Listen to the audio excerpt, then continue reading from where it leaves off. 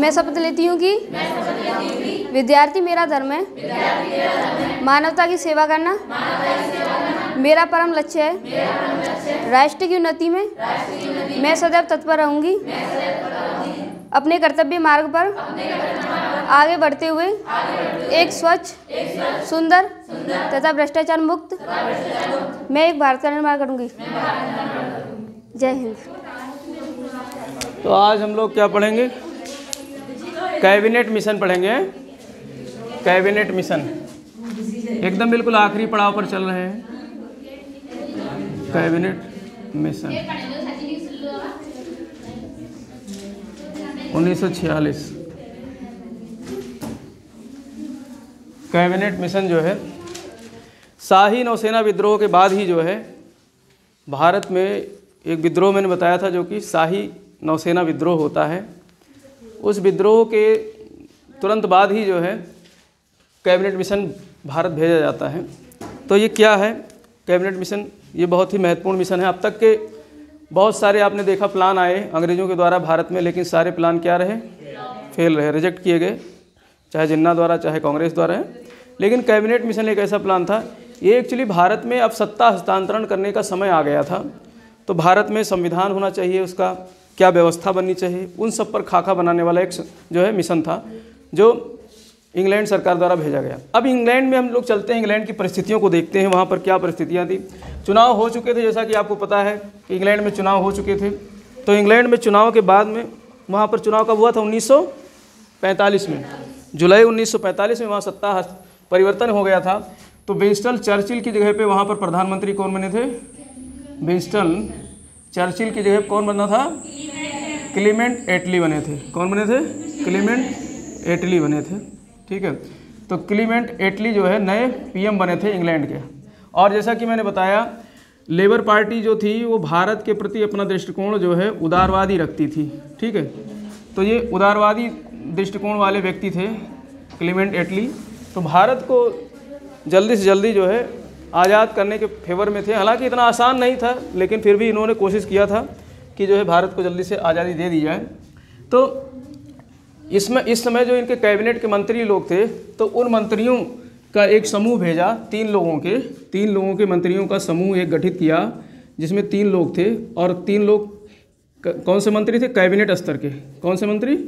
Cabinet स्तर के मंत्री थे। हम लोग संविधान पढ़ेंगे तो वहाँ पर चर्चा करेंगे कैबिनेट मंत्री क्या होते हैं। यहाँ पर इतना जान लो कि ये सबसे बड़े मंत्री होते हैं किसी भी सरकार में। ठीक है, तो ये कैबिनेट स्तर के मंत्री थे 3। ठीक, तो इनका गठन किया जाता है, कैबिनेट मिशन का गठन इंग्लैंड में किया जाता है 19 फरवरी 1946 को। 19 फरवरी 1946 को कैबिनेट मिशन का इंग्लैंड में क्या कर दिया गया? गठन। किसने गठन किया? क्लीमेंट एटली ने। किसने गठन किया? क्लीमेंट एटली ने। 27 मार्च को भारत आएगा। ठीक, ये गठन हुआ था 19 फरवरी को। गठन कब हुआ था? 19 फरवरी को। उसके गठन के बाद में भारत आता है ये 27 मार्च को। भारत आता है ये 27 मार्च 1946 को भारत पहुंचता है। ठीक है, तो भारत यहाँ आता है 27 मार्च 1946 को और अपनी रिपोर्ट प्रस्तुत करता है 16 मई 1946। यही डेट है रिपोर्ट प्रस्तुत करने की। तो ये रिपोर्ट 3 डेट आपको ध्यान रखना है। अगर पीडीएफ में नहीं है तो 19 फरवरी बढ़ा लेना, हालांकि ज़्यादा महत्वपूर्ण नहीं है, लेकिन 16 मई वाला डेट आप ध्यान रखना। 16 मई को रिपोर्ट प्रस्तुत करता है कौन? जो है ये कैबिनेट मिशन। कैबिनेट मिशन 16 मई को अपना रिपोर्ट प्रस्तुत करता है। ठीक, तो अब ये क्या क्या थे, इसमें कौन कौन लोग थे हम लोग देखते हैं। यहाँ पर कैबिनेट मिशन जो आया था इसमें 3 सदस्य थे। एक तो आपका स्टेफोर्ड क्रिप्स थे, स्टेफोर्ड क्रिप्स महोदय थे,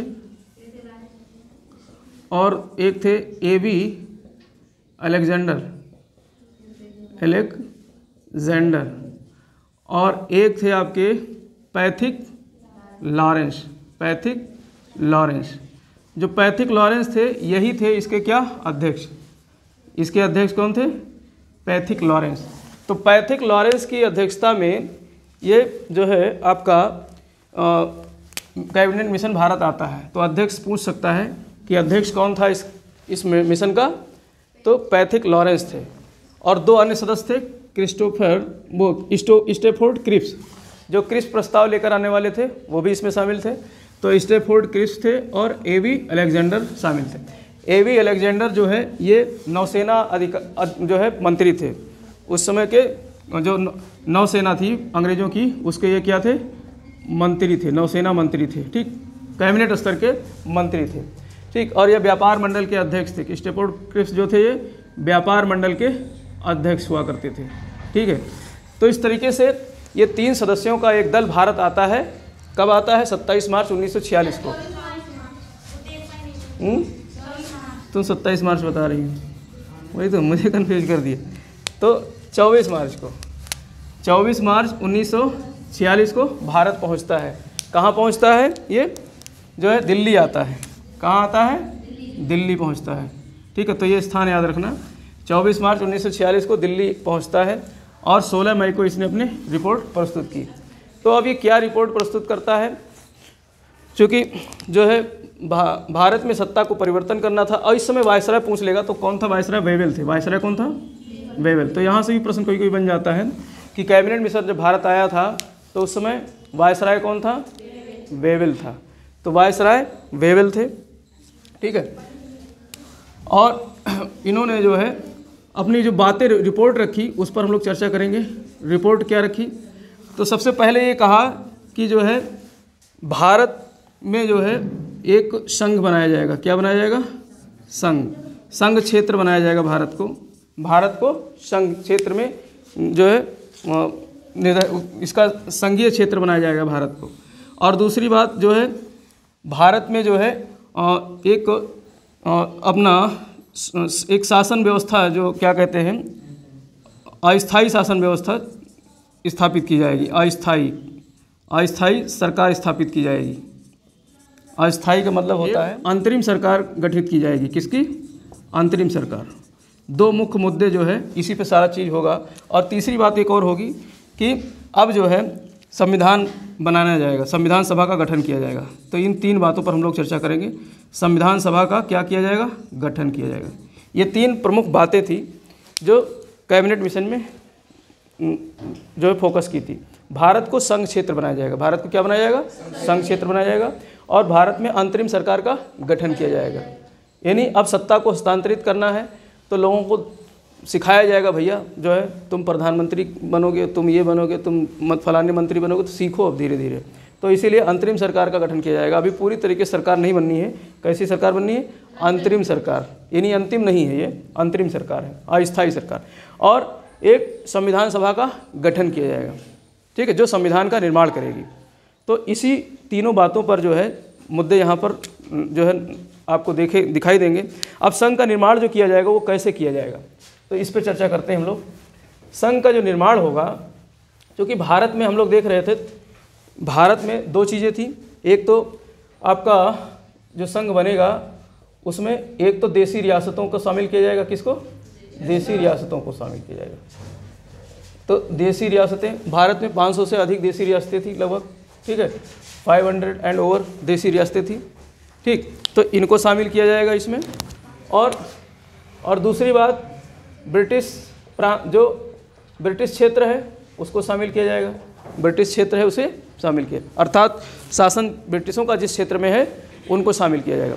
अब ब्रिटिश क्षेत्र में 2 प्रकार के ब्रिटिश क्षेत्र हैं।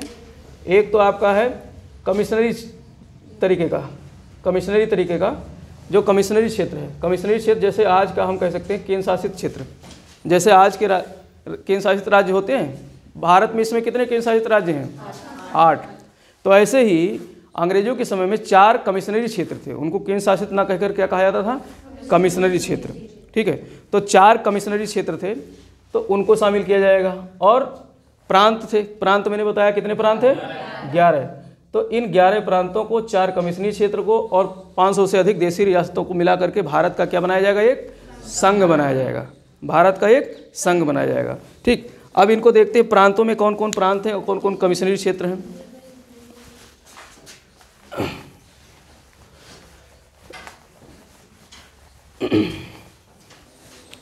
भारत के नक्शे पे हम लोग देखेंगे इनको, सारी चीज़ों को। भाई देसी रियासतें तो बहुत थी, तो उनको बनाना इतना आसान नहीं है। तो जो पहले संघ की बात करें, कमिश्नरी क्षेत्र की, एक तो दिल्ली ही कमिश्नरी क्षेत्र था, एक क्या था, दिल्ली कमिश्नरी क्षेत्र था, ठीक। एक था इधर बलूचिस्तान, कौन सा था, बलूचिस्तान, जो पाकिस्तान में अब एक प्रांत है, ठीक। एक था बलूचिस्तान, एक था कर्नाटक में कुर्ग, एक क्या था, कुर्ग कर्नाटक में, और एक राजस्थान में था आपका जो है अजमेर और मारवाड़ वाला क्षेत्र, ये वाला क्षेत्र राजस्थान में अजमेर और मारवाड़ का क्षेत्र, अजमेर और मारवाड़ का क्षेत्र। तो ये थे कमिश्नरी क्षेत्र, ये क्या थे, कमिश्नरी क्षेत्र। वर्तमान समय के जैसे आप आज का समय जैसे आप जो है केंद्र शासित प्रदेशों को जानते हो, उसी तरीके से ये क्या थे, कमिश्नरी क्षेत्र थे, ठीक। ये पाकिस्तान वाला हिस्सा भी था इसी में, भारत में ही, तो ये पूरा था इस तरीके से, ठीक। तो अब इसमें ये तो 4 कमिश्नरी क्षेत्र हो गए, तो उनको याद रखना है आपको इनके नाम, क्योंकि इतिहास में अब यहाँ से जो मतलब लास्ट समय का जो चल रहा है, इसमें से मतलब तारीख वाइज सब कुछ पूछता रहता है, ठीक। तो और इसके अलावा कमिश्नरी संख्या भी याद रखनी है, 4 कमिश्नरी संख्या थी, और 4 में दिल्ली थी, और कुर्ग था, और अजमेर मारवाड़ था, और बलूचिस्तान था, ठीक। और 11 प्रांतों में हमने बताया था 2 प्रांत तो पूर्व उत्तर भारत में थे, पूर्वी भारत में 2 प्रांत थे, एक तो आपका बंगाल हो गया और दूसरा असम हो गया, ये असम हो गया और ये बंगाल हो गया, ठीक। ये राज्य थे, ठीक। और इसके अलावा आपके जो है बिहार था और उड़ीसा था, बिहार था और उड़ीसा था, और यहीं पर था मद्रास, क्या था, मद्रास था, और ये था क्या, मुंबई, ये था मुंबई, गुजरात वगैरह सब इसी में था, मुंबई में ही, और एक था मध्य प्रांत, ये पूरा उड़ीसा यहाँ तक बना दो इस तरीके से, ठीक।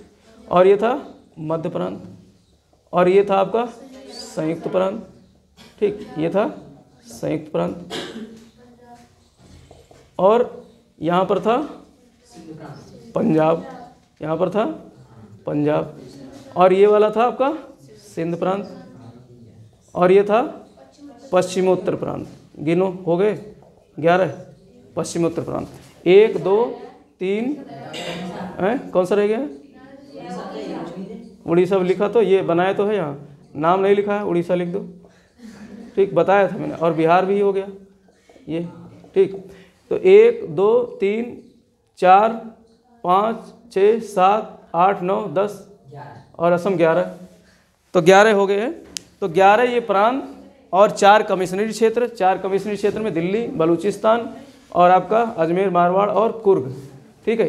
ये चारों जो है कमिश्नरी क्षेत्र, इन सबको मिला करके भारत को क्या बनाया जाएगा, एक संघ बनाया जाएगा। संघ का मतलब होता है यूनियन, मतलब इनको एक छत्र में लाना है और उन पर एक जो है संघीय शासन होगी। जैसे आज के समय में भारत एक संघ है, भारत क्या है, संघ, राज्यों का समूह, संघ का मतलब क्या होता है, राज्यों का समूह, तो भारत आज एक संघ है, ठीक है। अब इसके बाद जब संविधान चलेगा तो वहाँ यहीं से सब बातें शुरू होंगी, इसलिए मतलब जब हम इतिहास में, मॉडर्न हिस्ट्री में मतलब 1946 का 40 के बाद ही से हम जब शुरू करते हैं तो उसमें लगभग संविधान की झलक दिखाई देने लगती है, ठीक है। तो अब हम लोग बिल्कुल संविधान में ही एंट्री कर चुके हैं, ठीक।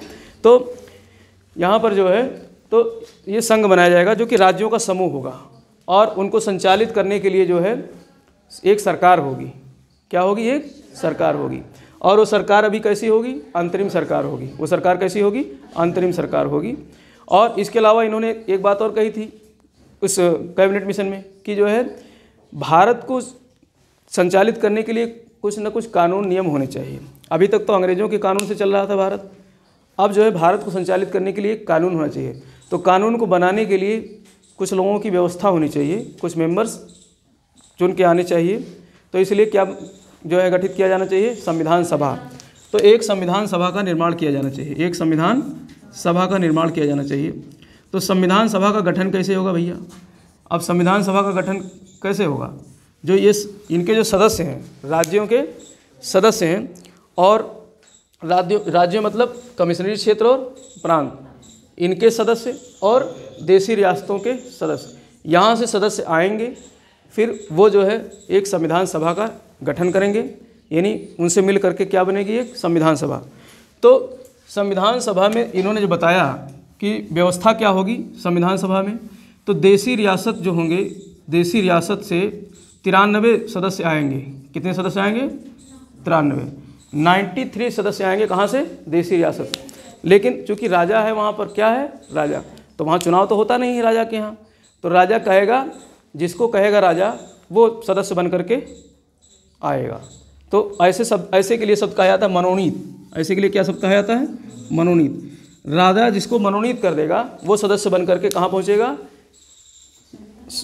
जो है संविधान सभा में, वो सदस्य बनकर कहाँ पहुँचेगा, संविधान सभा में। ठीक। और इसके अलावा कमिश्नरी से बताया, जो है कमिश्नरी क्षेत्र से 4 कमिश्नरी हैं, तो चारों कमिश्नरी से जो है 4 सदस्य आ जाएंगे। कमिश्नरी से कितने आ जाएंगे, 4। तो ये चूँकि 4 कमिश्नरी हैं और प्रांत 11 हैं, तो यहाँ थोड़ा लफड़ा सा हो रहा है। इन्होंने बताया प्रांतों से 292 सदस्य आएंगे। प्रांतों से कितने आएंगे, 292। टोटल करो, 4 3 7 2 9 और 9 9 18 और 1 4 3 7 2 9 और 9 9 18 और 2 1 3 389। तो टोटल इन्होंने बताया जो टोटल संविधान सभा के सदस्य होंगे कितने होंगे, 389 होंगे। संविधान सभा में कुल सदस्य कितने होंगे, 389 होंगे। और कहाँ का से कितने आएंगे, तो 93 देसी रियासत से आएंगे जो मनोनीत होंगे, और 4 कमिश्नरी से आएंगे, और 292 कहाँ से आएंगे, राज्य से आएंगे। कहाँ से आएंगे, प्रांतों से आएंगे। 292 कहाँ से आएंगे, प्रांतों से आएंगे। अब इनका क्या होगा, चुनाव होगा। इनका क्या होगा, निर्वाचन होगा। भाई यहाँ तो निर्वाचन हो रहा था ना, तो यहाँ पर क्या होगा, निर्वाचन। अब निर्वाचन कैसे होगा, जनता भाग नहीं लेगी निर्वाचन में जनता भाग नहीं लेगी, अप्रत्यक्ष निर्वाचन होगा। सही बताया। कैसा निर्वाचन होगा, अप्रत्यक्ष प्रकार का होगा, अप्रत्यक्ष निर्वाचन होगा।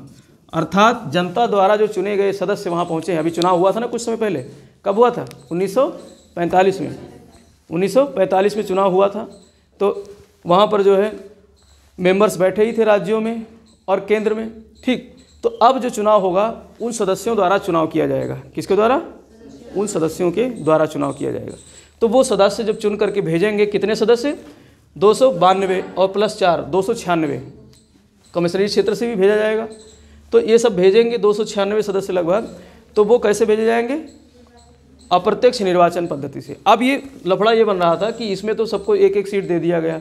कुर्ग से एक होगा, ठीक है, एक जो है आपका दिल्ली से होगा, एक बलूचिस्तान से होगा, एक अजमेर मारवाड़ से होगा। लेकिन यहाँ पे 11 में पेंच फंस रहा था। 11 में जो है 292 लाने हैं। अब कैसे लाया जाए, तो उसके लिए काट निकाला गया कि जनसंख्या को आधार बनाया जाए। तो 10 लाख की जनसंख्या पर एक सीट होगी। 10 लाख की जनसंख्या पर कितनी सीट होगी, एक सीट होगी। ठीक। तो आज भी इसी तरीके से व्यवस्था की गई है। संसदीय निर्वाचन या विधानसभा की जो सीटें होती हैं उस पर जनसंख्या के आधार पर उनका क्षेत्र निर्धारित किया जाता है। ठीक। जनसंख्या के आधार पर कि इतनी जनसंख्या में इतनी सीटें होंगी। तो 10 लाख की जनसंख्या पर यहाँ से प्रश्न आता है कि संविधान सभा में जो सदस्य निर्वाचित होकर आने वाले थे राज्यों से, उनके लिए जनसंख्या का जो आधार रखा गया था, कितना रखा गया था, 10 लाख। तो 10 लाख की जनसंख्या पर एक सीट होगी। तो इस तरीके से 11 प्रांतों से 292 और 4 कमिश्नरी से 4 सीटें आएंगी। 389 कुछ सदस्य होंगे, किसके लिए, संविधान सभा को बनाने के लिए। ये तो व्यवस्था हो गई इसके लिए। अब इसके आधार पर जो है क्या होता है, निर्वाचन। भाई ये इसको तो रखा गया किसके सामने, कांग्रेस के सामने। तो कांग्रेस को लगा कि चलो ये कुछ न बहुत अच्छी बात है। गांधी जी ने यहाँ तक कहा कि अब तक आए हुए जितने भी सुधार थे उनमें ये सर्वोत्तम है, अच्छा है। तो इसको कुल मिलाकर के कांग्रेस ने तो अपना लिया। और यहाँ पर एक बात और कही थी, पाकिस्तान की मांग नहीं मानते हैं। जिन्ना फूल गए, कहें पाकिस्तान कुछ नहीं, कहें पाकिस्तान के लिए हम इसमें अलग से कोई प्रावधान नहीं कर रहे हैं। तो पाकिस्तान के लिए अलग से कोई प्रावधान नहीं है। ठीक। पाकिस्तान के लिए कोई प्रावधान नहीं है अलग से। ठीक है। तो ये व्यवस्था कर दी। हालांकि शुरुआत में जिन्ना कहें चलो ठीक है जो है, क्योंकि इसके पहले चुनाव हो चुका था। किसका, आम चुनाव हुआ था, उसमें मुस्लिम लीग का अच्छा प्रदर्शन था। ठीक है। तो जिन्ना को लगा कि अब यहाँ भी हमारे सदस्य बैठे हैं तो संविधान सभा में हमारे सदस्य आ ही जाएंगे, तो संविधान हम अपने हिसाब से बनाएंगे। दबाव तो रहेगा ही हमारा संविधान बनाने में। तो जिन्ना अभी शुरुआत में तो क्या कर देते हैं, जो है समर्थन कर देते हैं। लेकिन इसके आधार पे संविधान सभा का गठन जब होता है, जब चुनाव होता है, तो उसमें व्यवस्था बाजी पलट जाती है। उसमें बाजी ऐसे पलट जाती है कि 208 सीट तो लेकर आते हैं कांग्रेस वाले, 208 सीट कौन लेकर आता है, कांग्रेस से, और 73 सीट लेके आते हैं लीग से। ठीक है, और 15 सीट लेकर आते हैं अदर्स से, अन्य से, ठीक। तो इसको टोटल करो, 5 3 8 8 8 16 और 7 1 8 1 9 2 296 हो गया ना। तो 296 सदस्य जो दोनों कमिश्नरी और प्रांत का मिला करके, तो लीग का 73 सीट आता है और कांग्रेस की 208 सीट है। संविधान सभा का जब निर्वाचन हुआ, अप्रत्यक्ष निर्वाचन हुआ, तो ये संख्या याद रखना। अप्रत्यक्ष निर्वाचन में कांग्रेस को कितनी सीटें मिली थी? 208 राज्यों में और कमिश्नरी क्षेत्र को मिला करके, और लीग को कितनी मिली थी? 73। और अन्य पार्टियां थी भाई, और भी तमाम पार्टियां थी, तो उनको क्या कितनी मिली थी? 15। तो यहाँ पर अब जब लीग का प्रदर्शन अच्छा नहीं रहा तो लीग जो है बिफर गया। लीग कहा कुछ नहीं, हम जो है कुछ नहीं मानते हैं कैबिनेट मिशन को, कहा हम इस बात को नहीं मानते हैं और हम सीधी प्रत्यक्ष कार्यवाही दिवस मनाएंगे। हम क्या मनाएंगे? प्रत्यक्ष कार्यवाही दिवस। तो एक प्रश्न यहाँ से आता है कि प्रत्यक्ष कार्यवाही दिवस कौन जो है घोषित करता है? जिन्ना, मुस्लिम लीग के जिन्ना। तो 16 अगस्त का दिन रहता है 16 अगस्त 1946, ठीक है। प्रत्यक्ष कार्यवाही दिवस के रूप में ये जो है डायरेक्ट एक्शन डे, प्रत्यक्ष कार्यवाही दिवस 16 अगस्त 1946 को प्रत्यक्ष कार्यवाही दिवस जो है जिन्ना घोषित करते हैं। कौन घोषित करता है? जिन्ना। ये कहते हैं डायरेक्ट एक्शन डे है ये हमारा, डायरेक्ट एक्शन। अब हम जब एक्शन में आएंगे, अब क्या करेंगे? कार्यवाही करेंगे, एक्शन में आएंगे। अब हम जो है खुल करके विरोध करेंगे इस संविधान सभा का और जो है इस कैबिनेट मिशन का। इन सब चीज़ों का हम क्या करेंगे? खुल करके विरोध करेंगे जगह जगह पर, और लोगों को जाकर बताएंगे कि जो है ये गलत हो रहा है हिंदुस्तान में, और हमको अब क्या चाहिए? सिर्फ पाकिस्तान चाहिए, हमको सिर्फ जो है पाकिस्तान चाहिए। और बंगाल में इनकी सरकार थी, बंगाल में इनकी सरकार थी, तो बंगाल का जो मुख्यमंत्री था उसने इस दिन छुट्टी करवा दी। 16 अगस्त को बंगाल में क्या करवा दी? छुट्टी। सुहरावर्दी जो है वहाँ के सीएम थे, जो सुहरावर्दी थे वो क्या थे? वहाँ के सीएम थे, मुख्यमंत्री थे। तो सुहरावर्दी ने 16 अगस्त 1946 को छुट्टी करवा दी, और छुट्टी करवा दी मतलब सब कुछ बंद, स्कूल कॉलेज और जो है सारे कार्यालय सब कुछ क्या कर दिया? बंद करवा दिया, सबकी छुट्टी हो गई। तो उस दिन शुरू होते हैं दंगे, मार काट। कहाँ पर? बंगाल में, ठीक है। तो बंगाल में ही, पूर्वी बंगाल में एक स्थान था नोआखाली। पूर्वी बंगाल में एक स्थान था नोआखाली। नोआखाली में बहुत भयंकर दंगे होते हैं, ठीक है। नोआखाली जो अब बांग्लादेश में है। कहाँ है? बांग्लादेश। यहाँ पर था नोआखाली, नोआखाली, ठीक है। तो नोआखाली में बहुत भयंकर दंगे होते हैं। देखते ही देखते 1 ही 2 दिन में 5-6 हज़ार आदमी मारे जाते हैं, ठीक है। ये क्यों मारे जाते हैं? क्योंकि जिन्ना ने प्रत्यक्ष कार्यवाही दिवस में जो है इस तरीके से जो है मारकाट की व्यवस्था करवा दी थी। तो बंगाल से शुरू हुआ ये मारकाट। अब जब बंगाल में शुरू हुआ, बंगाल में अधिकतर जो है जनसंख्या, अल्पसंख्यक जनसंख्या यहाँ पर हिंदू थी, ठीक। तो काफ़ी मात्रा में जो है हत्याएँ हुई। तो इसका बदला लेने के बिहारी उछल पड़े, बिहार में भी मारकाट शुरू हो गई, ठीक। अब ये बिहार से फिर हमारा उत्तर प्रदेश कैसे पीछे रहेगा? उत्तर प्रदेश में वो भी दिल्ली वाला क्षेत्र जो है, दिल्ली के आसपास वाला क्षेत्र, तो यहाँ भी मारकाट शुरू हो गया। तो ये पूरे भारत में जो है मारकाट शुरू हुआ। इस दौरान प्रत्यक्ष कार्यवाही दिवस के दौरान ये इतनी बीभत्स दुर्घटना थी कि इसके लिए जो है इतिहासकार और जो विद्वान हैं वो कहते हैं कि अब तक के जो है किसी भी मतलब आंदोलन में या इस तरीके से इतने लोग नहीं मारे गए थे जितना सिर्फ 2-3 दिन के अंदर ही इतने लोग मारे गए इस दंगे में। तो नोआखाली से लेकर के पूरे भारत में जो है बहुत ज़्यादा मारे गए। लगभग एक रिपोर्ट आई थी, एक किताब लिखा था एक हिस्टोरियन ने, तो उसने लिखा था कि 1,80,000 लोग मारे गए इस दंगे में, जिसमें मतलब सबसे ज़्यादा पूर्वी क्षेत्र में मारे गए। लगभग 1,20,000 इधर मारे गए और लगभग 60,000 जो है व्यक्ति इस हिस्से में पश्चिमी भारत में मारे गए। तो बहुत ज़्यादा जो है मर्डर हुई थी, हत्याएं हुई थी इस प्रत्यक्ष कार्यवाही दिवस के कारण। तो ये एक तरीके से जो है भारतीय इतिहास में एक काला जो है दिवस था, काला डे था। तो इसलिए जिन्ना को पकड़ करके चप्पल जूता मारना चाहिए, ठीक है। तो जिन्ना आते आते जब अपना रूप दिखाकर चला गया भारत में जो है, सिर्फ किस लिए? हमको मंत्री बनना है, प्रधानमंत्री बनना है, राष्ट्रपति बनना है, सिर्फ इतने करने के लिए जो है इतना। और इसी दौरान गांधी जी अब पहुँचते हैं नोआखाली। जब देखते हैं नोआखाली में बहुत ज़बरदस्त दंगे हो रहे हैं, ठीक है, तो नोआखाली कौन पहुँच जाते हैं? गांधी जी। ये लगातार 1-2 महीने तक दंगा चलता रहा।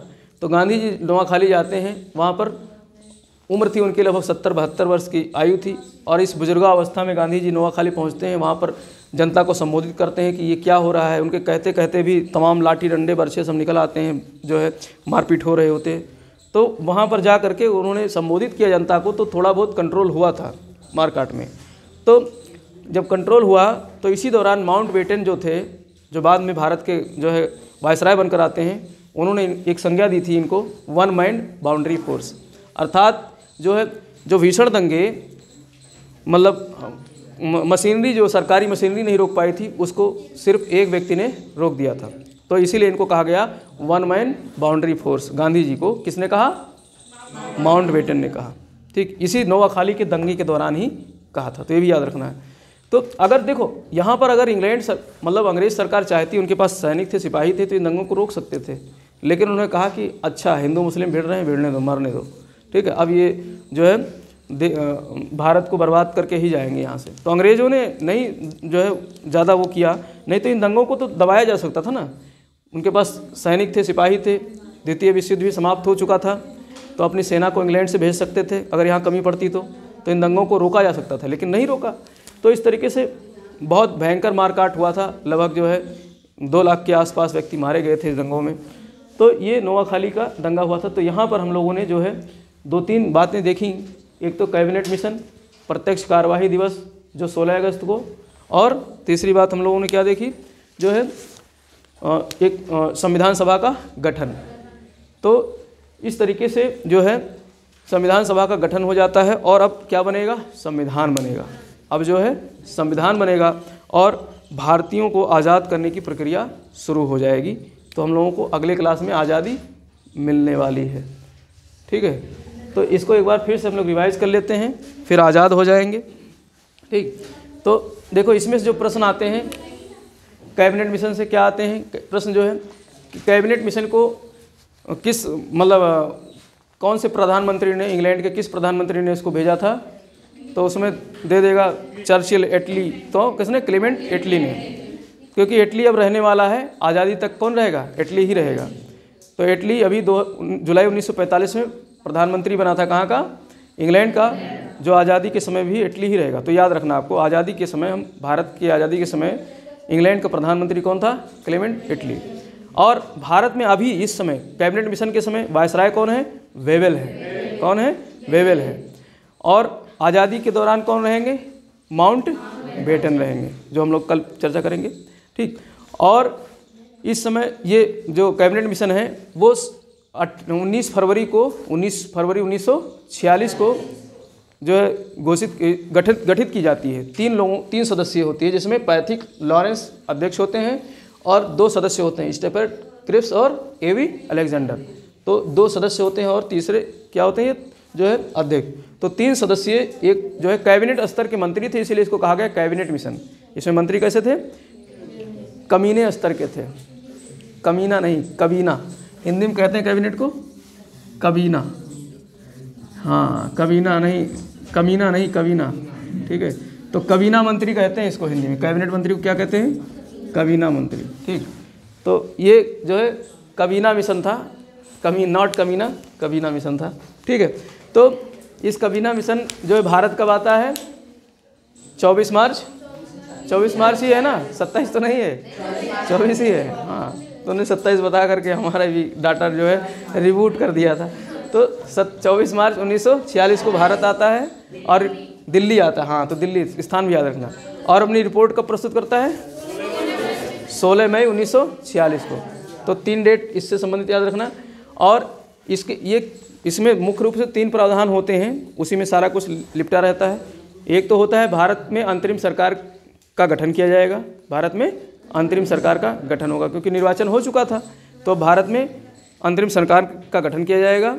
और दूसरी बात, भारत को एक जो है संघ क्षेत्र बनाया जाएगा। भारत को क्या बनाया जाएगा?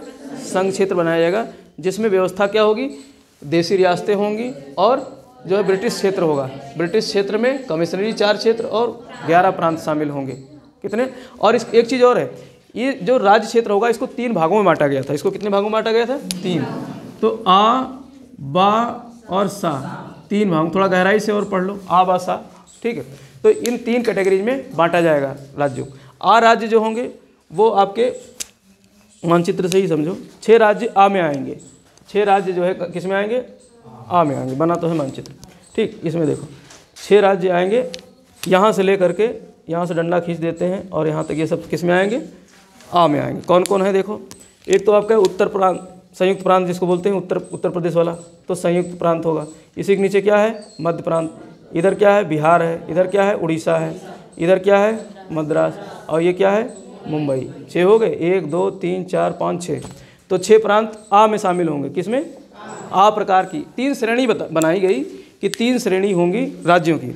तो 6 राज्य तो आ श्रेणी में होंगे, मुंबई, ठीक है, और मद्रास हो गया, और मध्य प्रांत हो गया, संयुक्त प्रांत हो गया, उड़ीसा हो गया और बिहार हो गया। और बा श्रेणी में इधर के जो है राज्य शामिल किए जाएंगे। बा श्रेणी में आपका पंजाब हो गया और पश्चिमोत्तर और सिंध, तो 3 राज्य इधर के शामिल हो जाएंगे। और सा श्रेणी में बाकी बचे 2, बंगाल और असम। तो बंगाल और असम किस में शामिल होंगे? सा श्रेणी। तो ये 3 कैटेगरी बनाई गई थी। यानी संघ कैसा बनेगा? 3 तरीके के राज्यों के समूह का संघ बनेगा। 3 तरीके के राज्यों के समूह का संघ बनेगा, ठीक है। तो अब इसको इसलिए 3 तरीके का बनाया गया है क्योंकि सबकी परिस्थितियाँ अलग अलग हैं। सबकी परिस्थितियाँ अलग रहेगी, तो सबको विकास करने के लिए अलग अलग तरीके का फंड चाहिए, ठीक है। जैसे अभी आज भी व्यवस्था क्या है, जो पहाड़ी राज्य हैं, पर्वतीय राज्य हैं, ठीक है, या फिर जैसे मान लो पूर्वोत्तर के राज्य हैं, पिछड़े हुए इलाके हैं जहाँ जनजातियाँ रहती हैं, तो इनको जो है अलग कैटेगरी में, अलग दर्जा में रखा गया है और अलग दर्जा में संविधान में रखा गया है, जिसकी वजह से इनको जो है विशेष जो है फंड मिलता है केंद्र सरकार की तरफ से इनके विकास के लिए, ठीक है। तो ऐसे ही इनको 3 कैटेगरी में बांटा गया था कैबिनेट मिशन के तहत। तो कैबिनेट मिशन में ये भी रखा गया था कि इनको 3 कैटेगरी में बांटा जाएगा, आ, बा, सा, यानी ABC कैटेगरी में बांटा जाएगा। तो इस तरीके से कमिश्नरी क्षेत्र, और यहाँ पर जो है जो संविधान बनेगा हमारा वो 389 सदस्यों का बनेगा। कितने सदस्यों का? 389 सदस्यों का बनेगा, जिसमें देशी रियासतों से 93 मनोनीत होकर आएंगे। कितने आएंगे? 93 मनोनीत होकर आएंगे। कमिश्नरी क्षेत्र से आएंगे आपके 4। कमिश्नरी क्षेत्र से कितने आएंगे? 4 आएंगे, ठीक। जो और प्रांतों से आएंगे 292, जो निर्वाचन से के अंतर्गत आएंगे, जिनका क्या होगा? अप्रत्यक्ष निर्वाचन होगा। और इनमें एक सीट 10 लाख जनसंख्या के ऊपर होगी। एक सीट का क्षेत्र क्या होगा? 10 लाख की जनसंख्या। और इसके अंतर्गत इस मतलब कैबिनेट मिशन के जो है प्लानिंग के अनुसार चुनाव होता है किसका? संविधान सभा का। तो संविधान सभा में 208 सीटें जीत कर आती है कांग्रेस, 73 सीटें जीत कर आती है लीग, और 15 सीटें अदर्स जीत के आते हैं। तो इस तरीके से 296 सीटें जो राज्य और इसकी थी। तो यहाँ पर अब जिन्ना जो है पलट जाता है, कहता क्या, उसके मन में खोट आ गई कि अब हमारे संविधान बनाने में हमारा ज़्यादा योगदान नहीं होगा, तो अब हम जो है कहते हैं अब हम अपना अलग पाकिस्तान और अलग संविधान बनाएंगे। तो वो कहता है अलग संविधान हमारा निर्मित होगा, हम लोग अलग संविधान बनाएंगे, तुम्हारे संविधान में नहीं शामिल होंगे, ठीक है। तो इस तरीके से इसके लिए वो क्या करता है? प्रत्यक्ष कार्यवाही दिवस घोषित करता है 16 अगस्त 1946 को। और ये प्रत्यक्ष कार्यवाही दिवस हमारे हिंदुस्तान मतलब भारतीय इतिहास के लिए काला धब्बा था। इसी समय भयंकर दंगे होते हैं पूरे संपूर्ण भारत में। बंगाल में शुरू होता है, पूर्वी बंगाल में नोआखाली में जो है ज़बरदस्त दंगा होता है, जहाँ पर देखते देखते जो है कुछ दिन के अंदर ही 5-6 हज़ार व्यक्ति मारे जाते हैं। तो इस तरीके से ये पूरे भारत में फैल जाता है और इसमें लगभग लाखों व्यक्ति मारे जाते हैं, ऐसा जो है कुछ जगह लिखा हुआ मिलता है, ठीक है। मैं नहीं गया था गिनने, उसको गिनती करने, ठीक। तो ऐसा मिलता है।